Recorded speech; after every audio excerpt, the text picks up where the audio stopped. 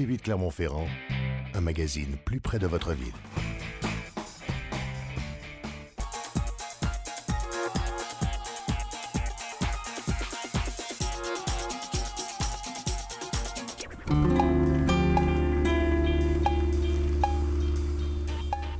Rendre accessible tout lieu destiné à accueillir du public, c'est en substance l'objectif de la loi de 2005 pour l'égalité des droits et des chances des personnes handicapées.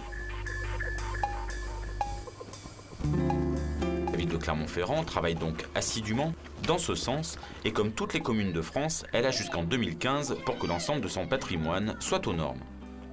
Il faut voir deux choses différentes. La première, c'est qu'au niveau des travaux qu'on fait continuellement sur tous les bâtiments qu'on fait et sur la voirie, à chaque fois qu'on fait des travaux, on respecte les normes d'accessibilité. Il ne faut pas avoir à casser des choses toutes neuves. Déjà, il y a cette partie-là qui est très importante et qui demande beaucoup d'attention.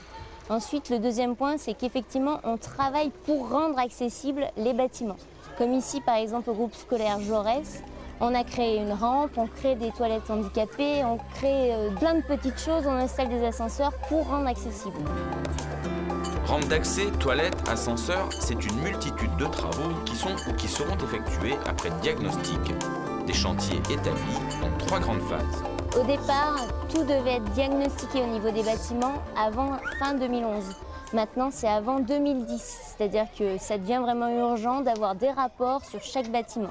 Donc on a fait une première phase avec les groupes scolaires, les crèches et des bâtiments importants comme l'hôtel de ville, la maison de la culture, le Mel d'Alania. Ça, c'était la première phase, c'était en 2008. Cette année, on s'intéresse à tous les bâtiments culturels et sportifs.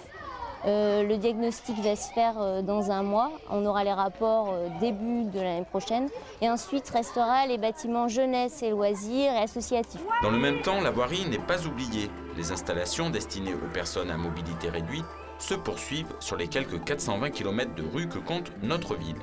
Il reste donc beaucoup à faire et les 5 années qui nous séparent de la date butoir pour la mise aux normes ne seront pas de trop.